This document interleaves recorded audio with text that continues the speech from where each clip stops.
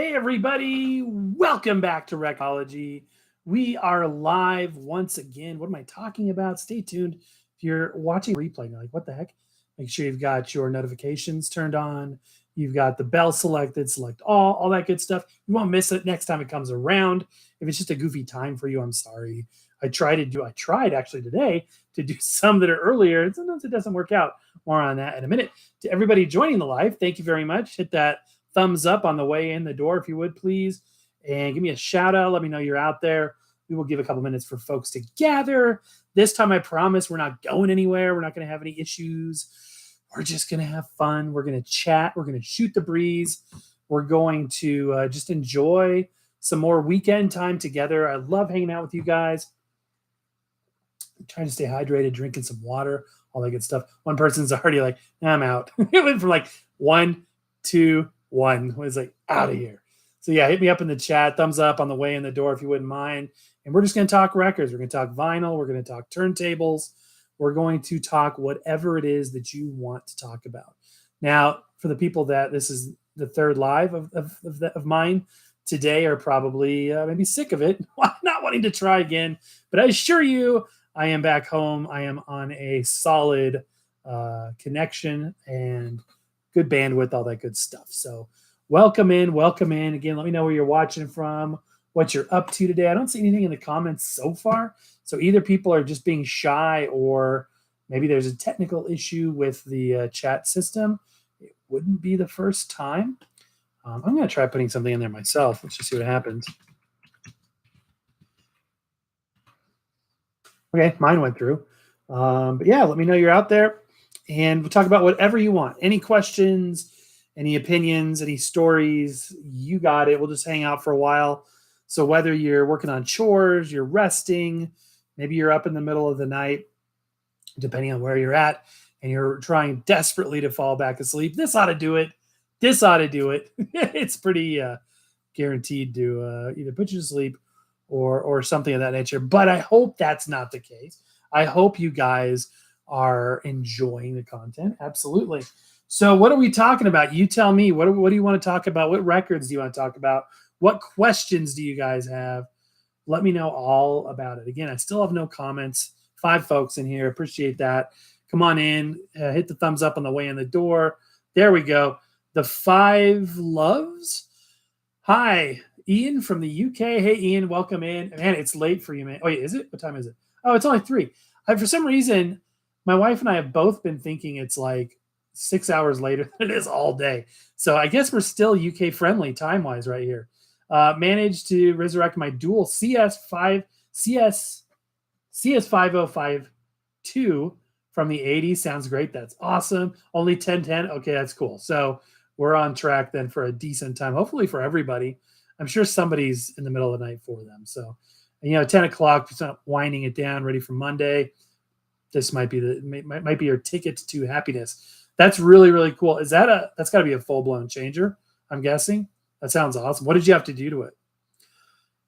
I was, again, very blessed with the Technics. All I needed to do is put a cartridge on there. I had an extra one laying around, so I put that on there. I went with the Sumica Black Pearl, which was great. It's a surprisingly good cartridge. It sounds kind of similar to a Grado, sort of warm tonality, yet at the same time you don't feel like it's coloring or biasing your music overly. It just kind of has a nice warm tone. Then it needed a belt. At first, I was just scrounging for what other belts I had available, and I ended up putting a belt that was a little too small in there. It was a little too snug, and it was impacting the speed stability because this thing, you would spin the platter and it would just, when it was not on, and it would just barely move and then it would stop. It still worked fine, but once I put less pressure on that belt with a proper belt, that's what I'm trying to say. I bought a belt. And when I put the proper belt on there, there's less resistance. Put a little drive shaft oil in there. I didn't buy any special oil for it. It's out of reach, but I put some 3-in-1 mechanical oil in there, and it works perfectly. It's an amazing thing. It's got a hair of platter wobble. I've done a video about that. It's got I'm trying to think of the other imperfections. Cosmetically, it's showroom quality, which is amazing. And yeah, it was a huge blessing to receive that. I would say that's the primo turntable. Also off camera, I've got the RT85 Fluence here. I ended up putting downgraded the cartridge on it. It came with, let's see if I have it within arm's reach. Yeah, this MP110 from, who makes this thing?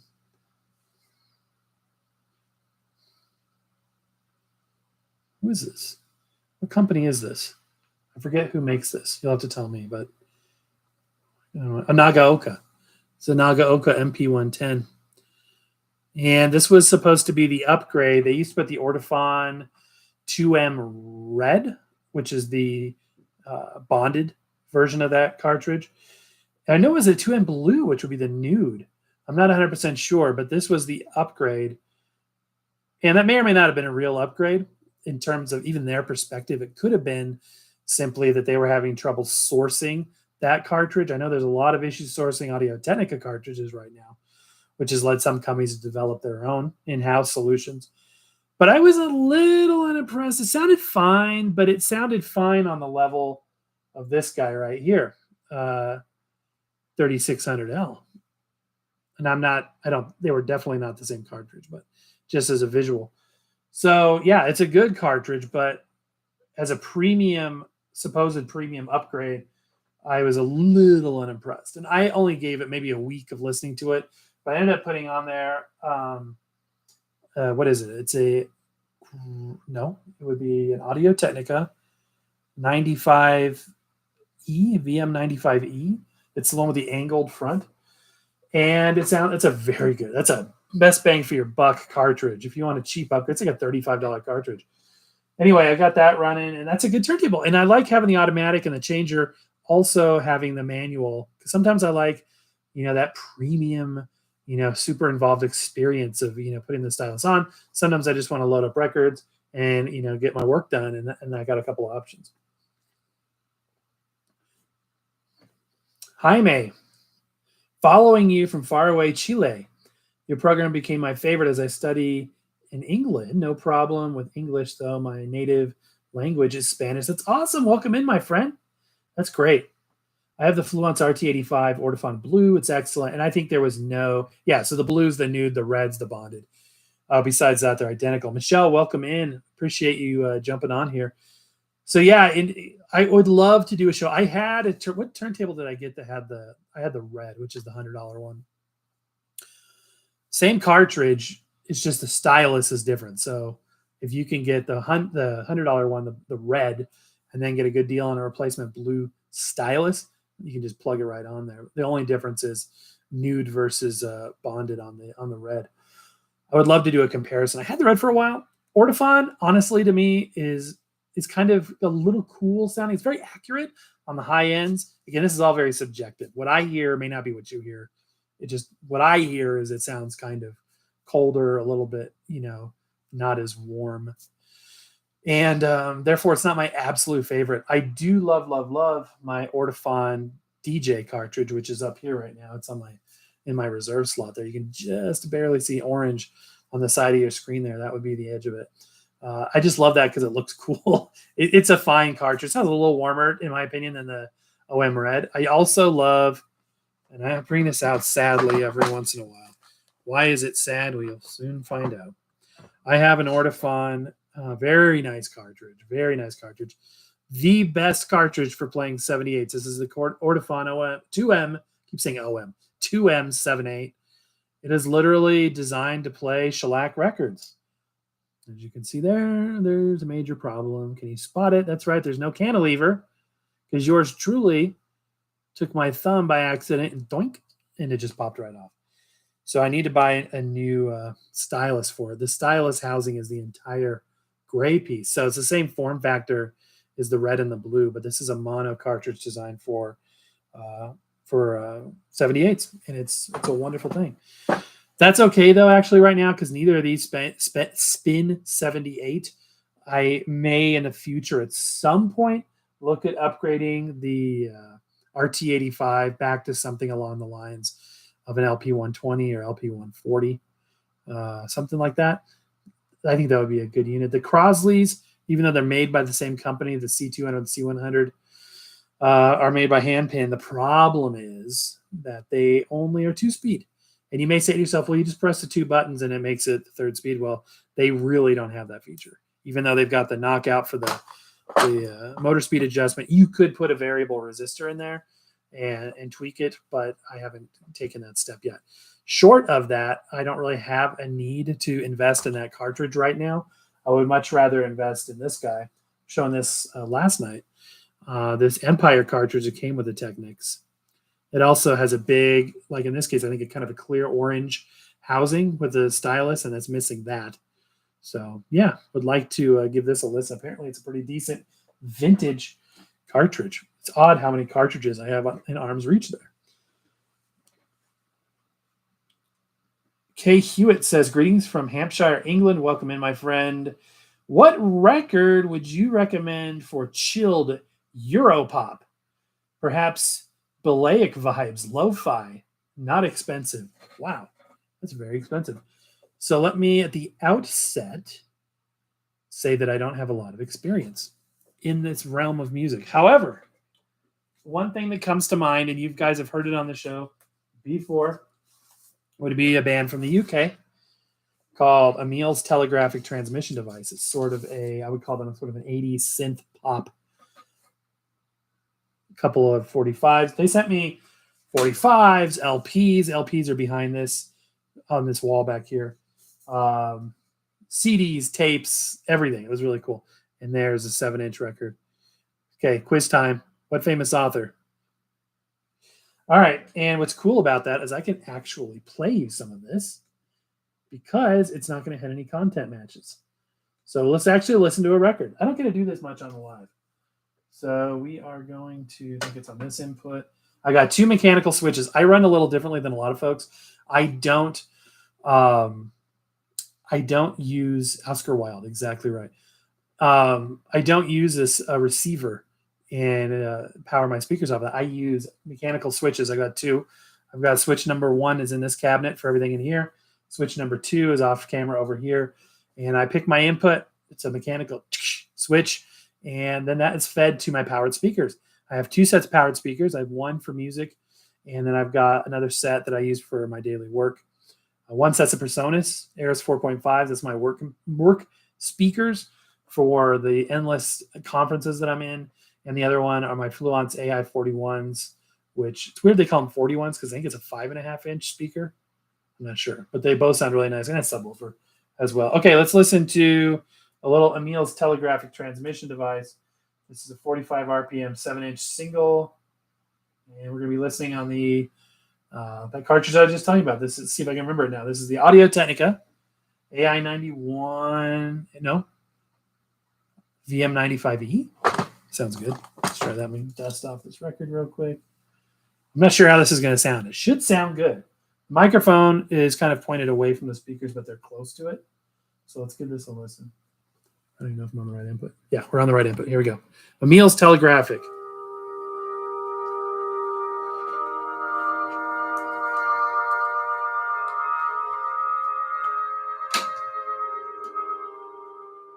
Let me jump past the intro.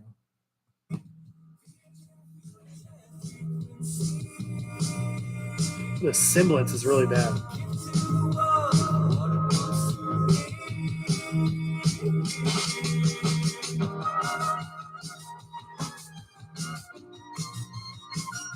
Does that sound good or does that sound terrible? Sometimes my subwoofer has inaudible tones that do not record well. Like I'll be shooting something with just an iPhone and it sounds great to the ears, but it comes across very distorted. So did that sound decent? Can you guys hear that?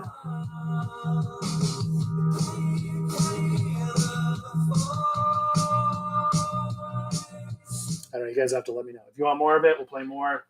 If I can't make it stop soon enough, then then I respect that fully. All right. Cody says, hello from Pennsylvania. Welcome in, Cody. Just getting myself back together from Kinzua Heritage Festival. That sounds awesome. And happened to stumble upon this. Well, welcome in. Have you been here before? Like, did you just stumble upon the live or the channel and the live? Let me know. That's awesome. So for some reason, the comments, I think, come in bursts. because the comments will go strangely silent for a while, and then I'll get like 10 at once. So if you've commented and I haven't responded, A, it's because it's doing that weird thing I was just talking about, or B, I'm just behind on comments, which happens. I wish you guys were really fast on the Oscar Wilde thing. Really cool. So what else are you guys up to? That wasn't the best side of this. Let me try the other side. Again, let me know if it sounds terrible or if it sounds good. Let's give it a listen. Dropping it like kind of in the middle.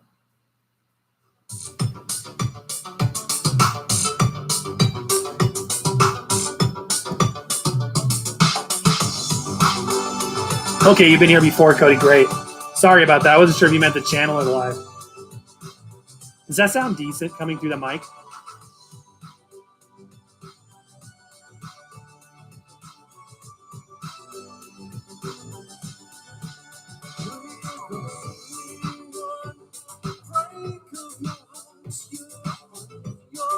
Public holiday tomorrow. Okay. You caught up on those lost shows you haven't seen yet. Thank you for spending time with me. Appreciate it.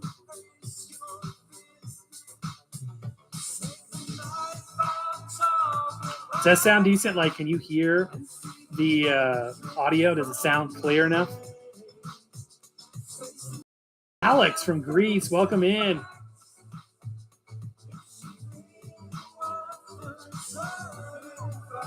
Now, Repeat Records is asking me, do I have any Del Shannon? I don't know. I always watch you and Techmoan, of course. Of course, don't we all? Welcome in. Thank you for even putting me anywhere in the same category as Techmoan. I appreciate it. Really appreciate you guys being there. Thank you very much. Somebody tell me if this sounds decent or not.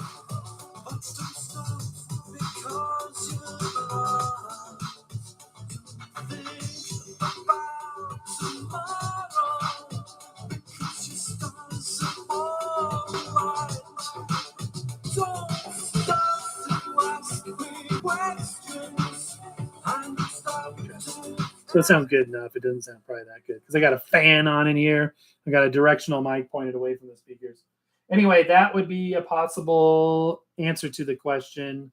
Would be a good band of that genre. Again, maybe I'm just missing the genre. Maybe that's not even at all what you were looking for. It wouldn't be the first time, trust me, that I was completely, utterly incorrect. Michelle says, Techmoan had a video up on cassette erasing machines. Yeah, I started that. I didn't get a chance to finish it. Ironically enough, he's talking about the price of, at least the price in the UK of cassettes, blank cassettes.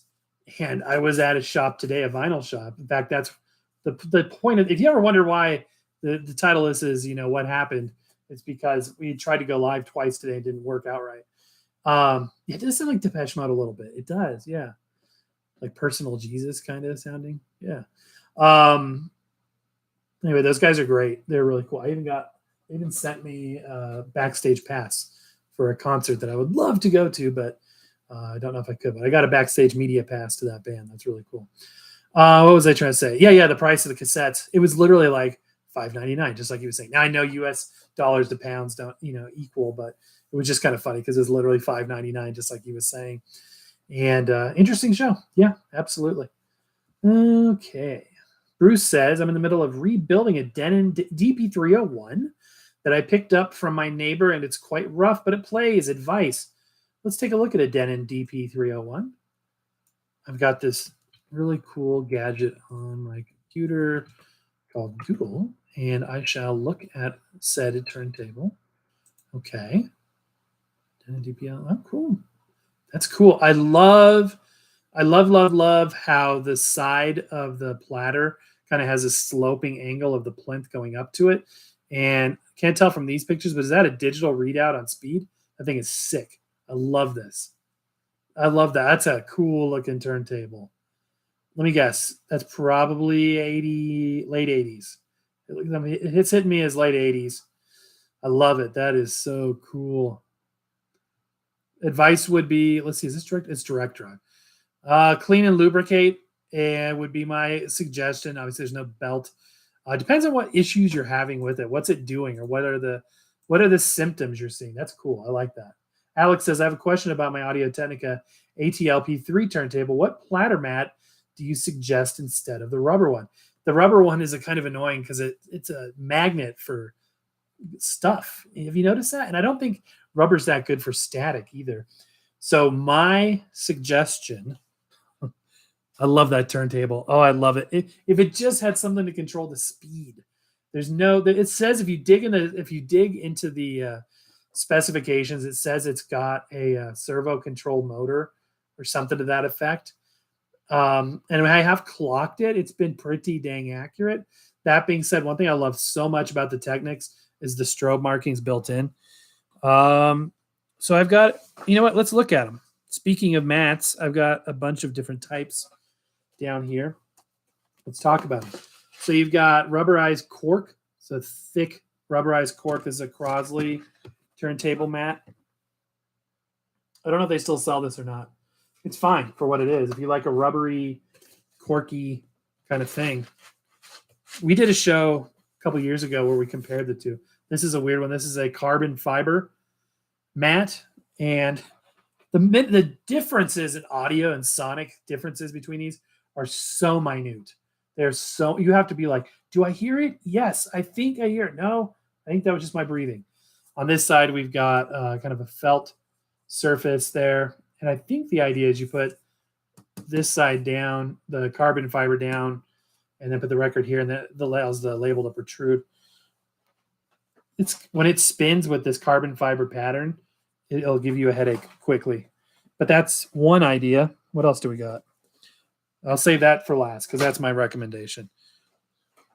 Okay, we've got a couple others to choose from here. I've got an acrylic. This is a lit green acrylic from Hudson Hi-Fi, and it's literally just a slice of acrylic, but it's got this property where it takes the light from the edge or from the top and the bottom and makes it look like the edge is lit up, even though it's not. Those are cool. We've given away a bunch of those in the past too. That's a cool one. I actually had that on there for a while. Problem with that on the LP3 is with the metal platter on the LP3, it was kind of see-through, so you saw like the holes on the metal platter, and I was like, When the record was on, it looked pretty. Oh yeah, and that was the other thing. When the record's on, you kind of lose that lit up effect because you're cutting off the light sources. Here is, I believe this is the LP3's stock platter mat. Yep. No wait, this is a Victrola. This is off that this is off that turntable of theirs that we reviewed that didn't do so good, and may spell the end of our working relationship, unfortunately, with those guys. What is this? This is a Hudson Hi-Fi rubber mat. Again, not my favorite. I mean, it's good. It's the rubber is the best from the standpoint of your record's not slipping, your record's having good traction. It means with that kind of traction, with that kind of tact, you can use any like a super firm carbon fiber brush like this one. I love. I think this is Ortofon. Yeah, this is an Ortofon carbon fiber brush, and the bristles are very stiff. They're very rigid, and so on some surfaces, if I use an acrylic platter, sometimes this will cause the record to slip. But if you're using a rubber mat, benefit is that it will not slip no matter what. All right, what do we got here? We got felt. Felt, cheap but effective. A lot of people like the anti-static properties of felt. And if you want to know more about this stuff, look into the archives of Record-ology because, like I said, we've reviewed them all. We've put them all on the show. We've done sound tests, etc. This is the actual one from the LP3, I believe. Yep. Look at this. This is the LP3s. And yeah, it's super thick. It's extra thick. And you'll see this pronounced indent here. That's so you can get leverage on a 7-inch record. That's what that's for. Obviously, a hefty indent for the label. And it's good for what it is. And I get bored with different electronics, different setups from time to time. So I'm able to feed my ever-changing interests by trying things out that I haven't had for a while. So if I've been running a felt for a while, maybe I need more desk space. Maybe I will put on the rubber one, et cetera, et cetera. Carbon fiber, I don't come back to that much. To me, it's a little gimmicky. You think carbon fiber, it's like, must be the best for carbon fiber.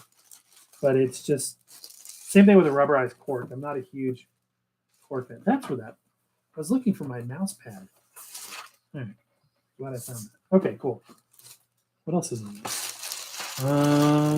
I need to give some of these away. We need to do some more giveaways with platter mats because I certainly don't need, all of my turntables have platter mats, and then I've got these. All right, and where's the one I would recommend? My final recommendation is my favorite choice, which is, where'd it go? It couldn't have gone that anywhere. I'm holding all of these right here. Okay, that's the rubber one. Those are the front ones. It's the other rubber one. Okay, there it is. Like, I'm going nuts. Where'd it go? My favorite for the LP3, I have the white one, is the white acrylic, dude. That looks amazing. The white acrylic platter, it's got an indent on that side. It's completely smooth on the other side. And that will give you an amazing looking and performing turntable. If I am being very, I wouldn't say imaginative because it's factual, but if I am being very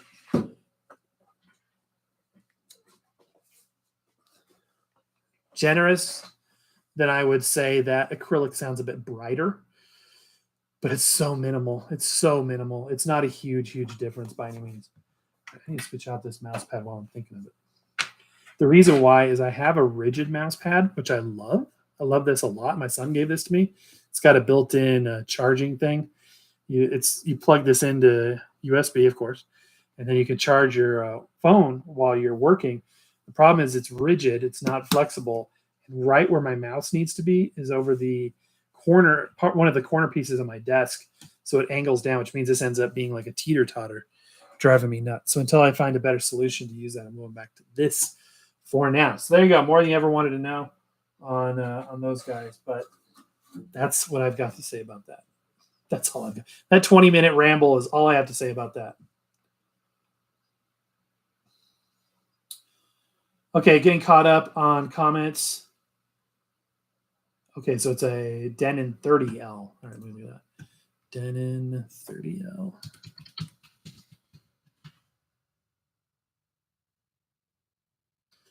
DP30L. Isn't it? Yeah, it's the same. I think that was the same one I was looking at. I think that was the one. Alex says, I have a question about Audio Technica. No, we already did that. Alex says, I also want to buy a retro turntable as well. Have you heard about the Technics SLD2? Let me double check which one that is.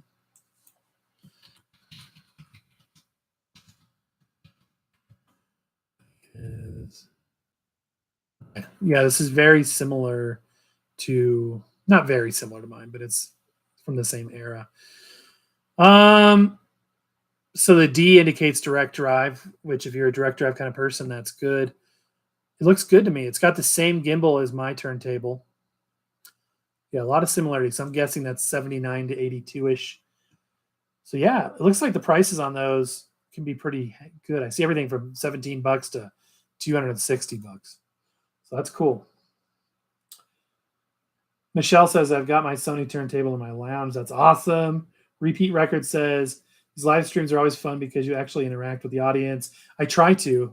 I get behind on the comments and I'm just like, oh, I feel bad. Jaime, if I'm saying that right, I hope so. Otherwise, Jamie says, I have Audio Technica LP60 with a cork mat. Works perfect. That's a great setup. Excellent setup you got there. The 5 Love says, I had an LP3, used a cork mat. Okay. Cody says, my Magiel? I don't know how to say that exactly. That's cool sounding. Has a velvet mat. Works great. Excellent. Elvis used a crushed velvet platter mat. Are you serious? I know he was a Technics Panasonic person, at least from the videos I've seen from the archives, the Graceland archives and stuff, is that he had a bunch of those. They still have them too. But interesting, crushed, it's probably red velvet is what my guess would be. That's funny. Crushed velvet. That's funny. I think the elimination of static is the main thing. Okay, and there you go. More so than sound, specific sound properties. That makes sense. Elvis used a blue suede mat, right? Now you know you're messing with me. Michelle says he probably had a customized record deck and stereo. Wouldn't doubt it. You can actually, if you go to the YouTube channel, if you're an Elvis person or interested, um, go to, I don't know what the exact YouTube channel is, but Graceland. Look for Graceland Elvis, and they do videos from the archives where they unbox his belongings, and it's all in high res, 4K or high def at least, so you get to see in detail all of this stuff. It's super cool, and they have a huge complex there across the street at Graceland. You don't realize that, but Graceland is more than just the Graceland property itself. They've got obviously two of his planes across the street. They've got a huge complex, a museum, a car museum, theaters. It's like a whole entertainment complex. I've only seen videos and pictures. I've never been there yet, but yeah, all his stereo equipment is in their archives, and you can see it, which is fun. Even his records. What kind of records did Elvis have? There's this great video where they're going through all the records. If I come across that again, I might post that in the community feed. That was a fun video to watch. Kyle, welcome in. Michelle, mine is a rubber mat. It's okay. Yeah, rubber's fine. I just noticed I get a little more static with that. 60 sounds on 33, 45, 78 RPM records. Hello, Mr. Ology. How are you? I'm doing good, sir. How are you? Thank you for joining. Inspecting gadgets. Carbon fiber makes your turntable go from 0 to 33 much faster. Plus, it's indestructible while being super lightweight. Have we ever broken a platter mat? I don't think so. I don't think you could until more rigid ones came along. I think it's kind of gimmicky. And it is mesmerizing, too much so when it's spinning. It's like, ugh. That's funny. Yep, make sure that if the platter mat is too thick or not thick enough, you got to account for the tone arm horizontal. Yep, you got to make sure that azimuth is set correctly. Absolutely. Michelle Knight, the most important part of the record tech is the cartridge and stylus, because that is what reads the sound in the first place. Magnetic definitely is a warmer sound. Absolutely. I mean, that is a key component. I would say it's in the 90 percentile or up. You are really listening to the cartridge. But of course, you've got other variables to play into it. You've got the platter. Is it impacting, is the resonance or lack thereof? If you've got a hollow steel platter, how is that going to impact the sound versus a solid acrylic platter? This one doesn't run I don't run a platter mat because it's got a solid acrylic platter. This guy has a rubber mat, and it is made for that turntable, and you can't put another one on there because there's a tiny protrusion right where the spindle goes through, and this has a custom designed inset to force you to use the rubber mat that comes with it, which is all dried out now. I mean, it's not cracked or anything, but it doesn't have that kind of tack it's older rubber, so it's a little bit more dry. Still works fine. There's no problem with it whatsoever. But my first thought was, let's slap the white or any acrylic platter mat on there, and it will teeter a little bit on the top. It was a bummer. I was like, dang it. You could probably drill out the hole a little bit, but I don't want to take that chance. So yeah, you got the platter to resonance issues. You got the plinth can have resonance properties. I shouldn't say issues. Platter resonance properties, plinth resonance properties. The feet can even impact it. These are very minute things. That's why I would say definitely 90% or more, maybe even 99% is the cartridge. This is a completely passive system. There are no electronics in this beyond the motor. The mechanics, the spinning, the putting things into position, that is all driven by that motor, because it's cogs, it's relays, it's switches, it's cams. You know what I mean? Like, the motor drives those things. And when those things are falling into position, whatever position you select, that those disengage, and all you're doing is the motor is spinning the thing.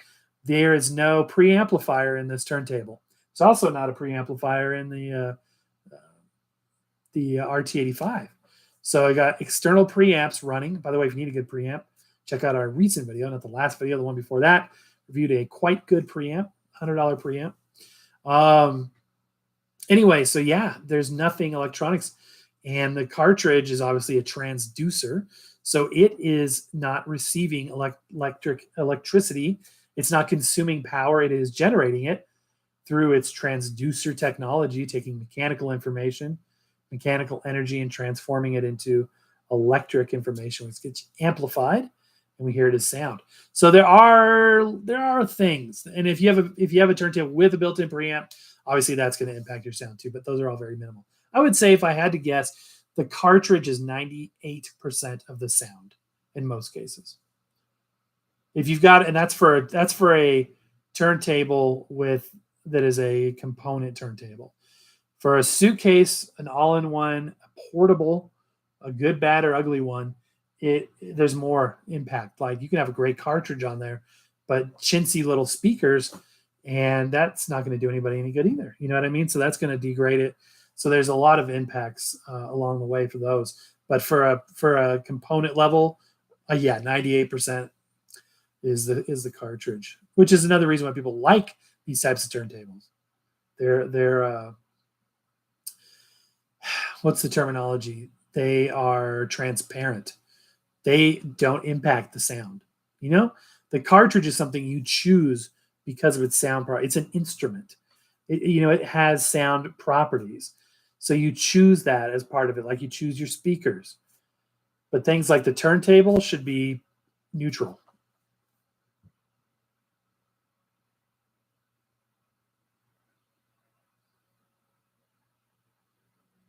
Frisco Gaming, welcome in. Alex, much love from Greece.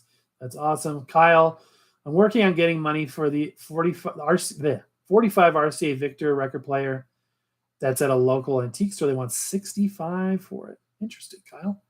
That's cool. I've got two of those.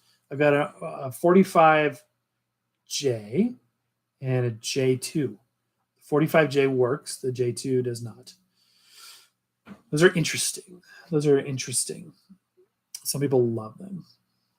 Frisco Gaming says, I look forward to getting a turntable like the 120 or something like that. That's a great one. Absolutely. 60 Sound says, I still want your deck in the background. My Technics SL230 has a memo repeat on, but it's not a record drop deck.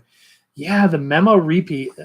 Why do they call that memo? That's really memory of how many records you want to play. Try memo. Anyway, yeah, it's got that repeat functionality as well. I haven't tried that out.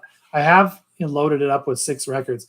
The issue I have with the changer aspect of this is a lot of cartridges have a very low profile needle, like the Grados. Here's a Grado Gold.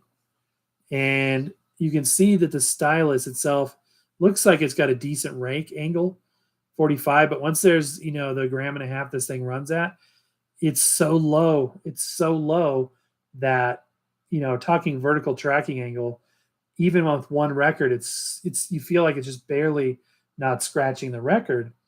And that's just the Grado, the way they're designed.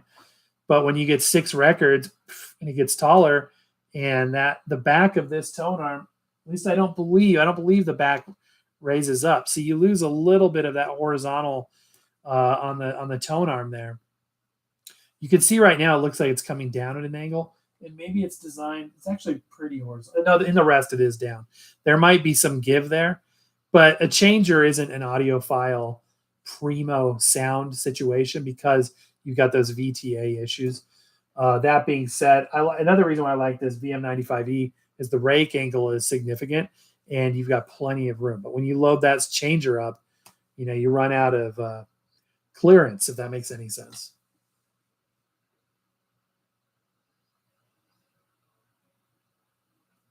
Frisco Gaming says, have you watched Brian Hull? Because he does impressions like Mickey Mouse, Donald Duck, and tons of other cartoon voices. Random? No, I haven't, but I like impressions, so I might check that out. Thank you. Michelle says, I saw a suitcase-style record player on sale for cheaper than a new record. Yeah, it happens. You'll see them used for $10, $15. Repeat Records Vinyl says, my turntable setup is a Sony PS LH250H with a Pioneer SX 2900 out to sound dynamic speakers. That's awesome. Jeremy Hobbs is in the house. Thank you, sir. The 5 Love says, I'm always amazed by how magnetic cartridges work. The precision involved in motion of the needle on the cantilever, moving a magnet inside a coil or a coil inside of a magnet, in the case of a moving coil, inducing a tiny current. Isn't that fascinating? And fun fact, is it this guy? We were just talking about this, the Nagaoka MP110 is not actually a moving magnetic cartridge. It is a moving Pomeroy, a moving alloy cartridge. It's essentially a moving, it's kind of like a hybrid between a moving magnet and a moving coil, but it outputs a voltage that's a little less than a moving magnetic. Moving coils are the quietest. They require a separate preamplifier setting. Some preamps, like the one we reviewed recently, have a moving coil selection or output, whereas they don't all necessarily do that. One thing that's crazy about the LP3, by the way, random fact, it actually has a moving coil switch on the back. It's got a built-in preamp for moving magnet and moving coil on the LP3. It's amazing. While I'm thinking of it, another fun fact, everybody's favorite cheap cartridge, the LP AT3600L. Ever wonder why the cantilever is black? That is actually a carbon fiber cantilever. Usually cantilevers are steel, but that one is carbon fiber. That's why it's black. It's a fantastic cartridge. Try to stay hydrated here. But yeah, it is an amazing technology. So important to get the setup, tracking force, and alignment correct. Absolutely. Michelle says, problem with cheaper decks, you can't alter the tracking force. Even my Sony is preset. Yeah, and you hope that it's set well. That's why I'd recommend a stylus pressure gauge, either the electronic ones, which are like $10, or even these old analog, well, not old, this is brand new, but these analog teeter-totter gauges. This is an Ortofon one, which is nearly 10. This might even be 10. So you might as well just get the electronic gauge. This gauge is manufactured under a dozen different brand names, but it's all the same gauge. And yeah, this is going to be more accurate than that. And it allows you to track ounces and grams and things as well. So it's got a lot of capability for $10. That's definitely one of the recommended must-have accessories. Listening to Elvis again tonight. Marcus, you're really getting me in the mood for Elvis. I haven't listened to Elvis in a little while. I need to. Specting Gadget says suitcase players are great fun, but I wouldn't go lower than Victrola's Journey Plus and Signature turntables. You know, there's some good ones out there. There are some good ones out there with a magnetic cartridge and stuff that won't harm anything. We reviewed a bunch. One of my favorites is the Danzett Jr. It's kind of it's like a tribute to the old UK Danzetts, but it's got a magnetic cartridge. It's got an adjustable tracking, et cetera, all in a portable. There's a lot of those portables out there. And I've talked about it ad nauseum, so I'm not going to go into great detail, but the suitcase player is designed to get people in the door. It's designed for people who either haven't ever played records or are just coming back to it. And it's like think of it as an Instamatic throwaway camera. It's designed to, and you know, and I don't want to, I always hesitate saying that actually, because I don't want people that can't afford to upgrade or don't have an interest in upgrading to feel bad that, you know, they want to keep it at that level. That's fine. But where it fits in the industry is it's sort of an Instamatic, get you started. How do I say it? I don't want to say a throwaway, but it's like it gets you started, get you in the door. And if you like what you see, what you hear, upgrade. There's a very direct linear upgrade path in the market available at all price points, and it never ends, right? You can never end. At some point, we all hop in. So this is good. This is good. This is fine. So yeah, it's fun stuff. It's really, really fun stuff. I'm doing good, Marcus. How are you? 5 lows. Yes, that's odd for them. Not worth, and I've heard that too, that people wouldn't spend a moving coil cartridge for that. Michelle says they're very good for testing out old records. Yeah, you know, exactly. If you've got junk vinyl, you know, a suitcase player. Also, suitcase players are fantastic for playing 78s. People don't realize that the Chuo Denshi ceramic carts are designed to track at 5 or 6 grams. So it's not a mistake that they track 5 to 6 grams. They're designed to track 5 or 6 grams because that's what that cartridge requires. Question is 5 or 6 grams, what that's going to do to your records. And it won't damage them, but it'll wear it out faster. How faster? I always say as a rule of thumb, and you know, this is just my opinion. I'm not stating, you know, a documented fact from my side. This is my opinion. I feel that, you know, if you play the record every day for a year, then you would probably want to upgrade that record at that point if you were using that player. but it's not like a vinyl shredder. There's so much misinformation out there. That's another one of the early aims of this channel was to set the record straight, as far as I knew it to be true anyway. But they're great for playing 78s because if you get the proper stylus on there, get the wide groove stylus, the Chuodenchi's fine. It's a rugged, low compliance stylus, and the extra tracking force is good for those records that were designed to track up to 170 grams. No, not grams, ounces. Wait, no, grams. It is grams. 170 grams. We actually did a downforce test on my Vita Nullifier. 170 grams. That was like 30 ounces, something like that. What's your favorite rare vinyl? Says Frisco Gaming. I have Alicia Keys, The Element of Freedom on purple vinyl, and Resident Evil 3 on vinyl. My favorite is going to be within arm's reach, actually. The regulars are like, oh man. I thought we could get through a show without them doing this. Patsy Cline Showcase, 1961. And this was a recent reprint from Vinyl Me Please. I subscribed just so I could get this record. A lot of people have this record, but it's on the typical red cover. That white front cover is very unique and rare. And then they pressed it on this awesome tricolor vinyl. This is that record I was talking about last night on that live that they used a proprietary vinyl mixture that they said was is a superior. I forget the press. This was plated at 1979 in Nashville, but it was pressed elsewhere. And anyway, they say they use a special dead silent vinyl compound. Now, when this thing came out, the proof of concept photo, and that's where they get the colors from the record, is the colors from the cover. It's awesome. This is my favorite record. From like a rare-ish. If I say rare, you can go buy it right now for $30. So it's not like rare, but this is not something you're going to see at your local corner vinyl shop. More rare would be the DL8611 self-titled album that Patsy Cline came out with in 1957. I think I have 4 copies of that now. Only one on the original Decca Gray, silver on gray label. But the problem is that one's inked up with fingerprints. And I've tried spin cleaning it. They're like etched into the vinyl, but it's still cool to have. I also have some very playable copies as well. That's by far a more rare record. Speaking of records, if you want to ask me what record I would like to get, any Patsy Cline on Coral Records, those are rare. And any Patsy Cline on 78, those are rare as well, to the tune of hundreds of dollars. So, yeah, that was one of my favorites there. Very thankful to have that. I paid $41 because I wanted to make sure I didn't miss it. I usually don't just go willy-nilly spend $40 on a record, but I wasn't going to miss that.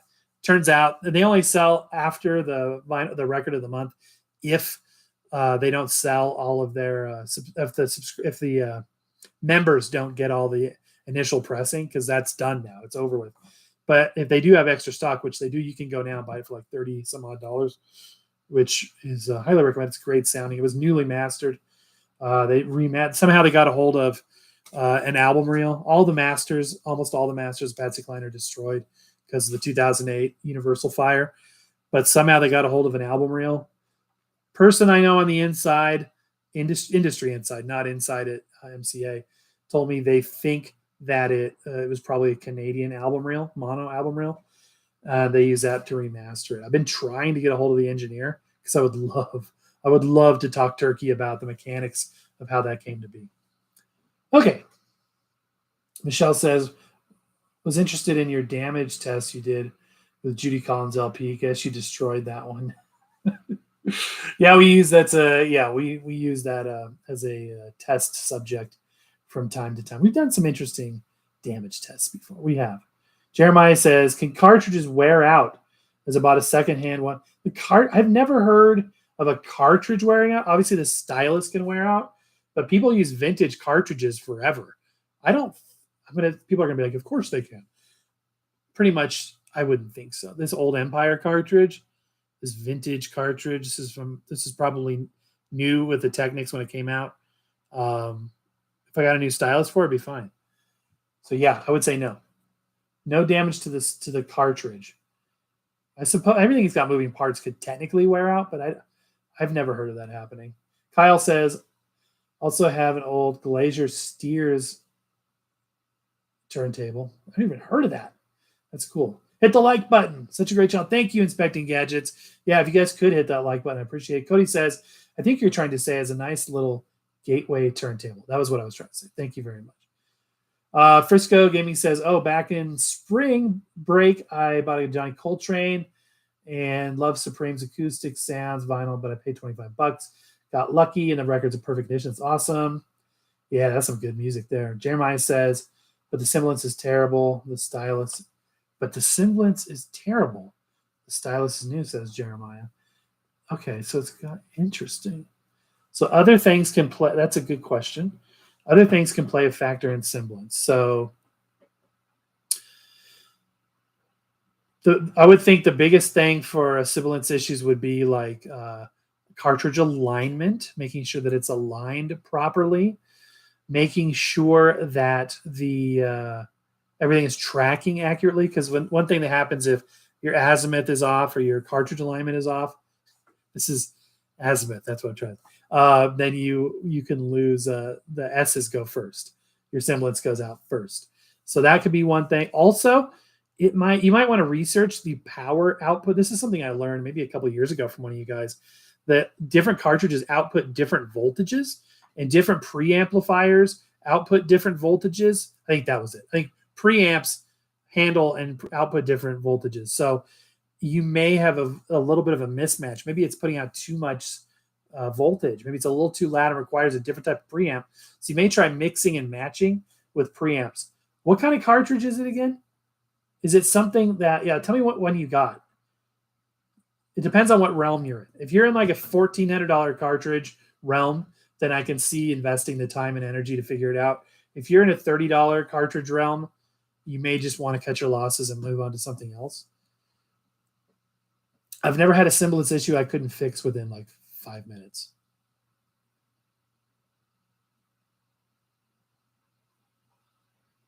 The pads are welcome in. Sorry I'm late on comments, as always. Michelle says, I also found out that if you have any records in PVC outer sleeves, you're advised to remove. Yeah, absolutely. Those thick, rubbery plastic ones that picture covers come in, take them out as soon as possible. That's what I've heard. I wouldn't doubt it. I remember when I first got back into vinyl about 7 years ago now, people were saying the paper sleeves were going to ruin your records. I'm like, come on. Why would they ship you a record and a paper sleeve is going to ruin your record? I think everything's going to ruin your records. I picked up on that soon. But sure enough, the first vinyl record I bought, I opened it up and it was scratched coming right out. I'm like, what in the world? It only got worse. And it just had a paper sleeve. It's the only thing I could attribute it to. So I've been actually, I need to do a show. Well, we're doing an accessory show soon, and I'll throw that in because I got a shipment of new inner and outer sleeves recently. And actually, no, I got the inners. I'm waiting on the outers. I have a small supply of outers I'm using, but a good non-static. I got these rice paper ones, these really high-end rice paper ones. Stay tuned. Show you all about it. That is a very important investment. Yeah, those PVCs look cool, but I've heard the same thing. They're very harsh, I guess. Anything scuffing the record would be bad. Cody says, my favorite rare vinyl is Human Target by Thy Art is Murder on black and brown swirl, followed closely by Bullet for my Valentine self-titled on clear vinyl. Interesting titles there, odd. But whatever suits you, that's interesting. The Padzer says, have you checked out those custom record pressings you can get off the internet? I have been in talks with a few companies that do that. Nothing has come to fruition yet. I have checked out a number of custom pressings from a friend of mine who does lathe cut records and injection molded, or not, they're not really injection molded, but molded records. We've reviewed those on the show. Michelle also says the PVC sleeves can leak through the chemicals. Oh, that's interesting. The PVC can leak into the PVC. It's kind of a weird thing, right? Because the records are PVC. I think those sleeves are not PVC. I think they're PVU, TPU. I think they're TPU. It's a polyurethane. I think the TPU is what's bad because the PVC is polyvinyl chloride would be the record, but I think the polyurethane, the rubbery clear ones for the picture discs, I think those are the ones. Interesting though. Gold ring Elin. Jeremy Hobbs says, any plans to review the new Crosley T160 shelf system? Let me see if I know which one that is. Don't know why not.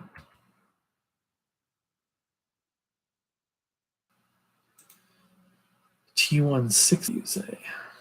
Let's take a look.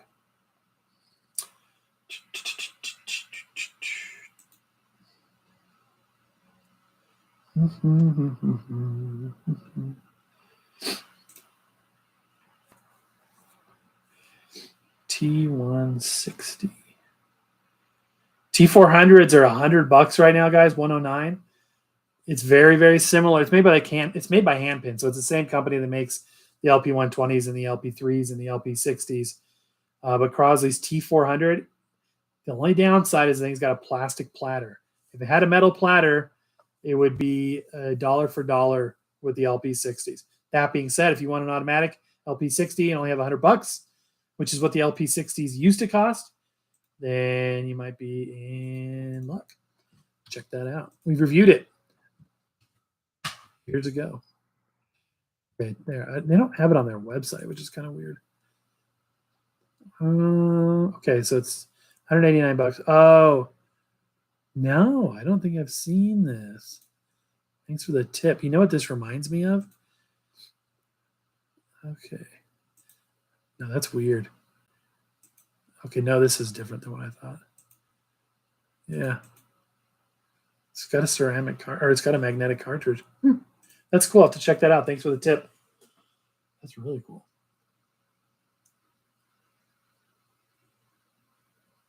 Yeah, it does look awesome. You're right. Oh, thanks for the link. Inspecting Gadget says T160 looks cool with those curves. Yeah, I like the rounded edge. It's really cool.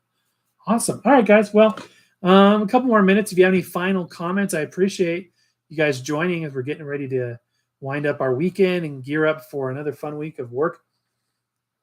Try to stay thankful for the work. We're glad we have it. If we do, if not, we wish we had some. You know it is. Try to be thankful for what we have now here in this moment. And I'm thankful for you guys. I really appreciate you making time to be here with me on these lives. What I was going to say, the point of the live was to kind of clarify what happened this morning. So we went out to do a project filming down in Colorado Springs at some record shops. And we had an idea to go live at a McDonald's. And what happened was we did the live. It was only like a 10-minute live. And when we disconnected, the YouTube disconnect process and cycle didn't complete. So it was left in a hanging status where people were left in the live. And a lovely picture of me like frozen. And everybody was like, what's going on? Is it still live? They weren't sure if the live was still happening. People were joining and seeing this. And meanwhile, I had disconnected and I was, filming something else. But I didn't, the live cycle didn't complete and I wasn't able to close it out properly. This is glitched out before like this. And we weren't able to do anything with it. So I had this thought, well, maybe if we go live again, it'll sort of unclog the stuck live, which I think it kind of did. And meanwhile, I'm shutting my phone on and off, making sure it's not my phone. We went live again for another 10 minutes right before we went in the store. Very, very humbled by people joining on these little things. But again, if anybody was confused as to what was going on, that was it. So I wanted to come in here and do a live where we could spend some more time. So we're coming up right on the 1 hour mark. And I want to just thank you guys. Most of all, just thank you. Appreciate you watching the videos, for being there, your kind words, for your comments, for your engagement. Got a lot of fun things planned. Still got a stack of stuff to review, which I am excited to share with you in the coming days and weeks.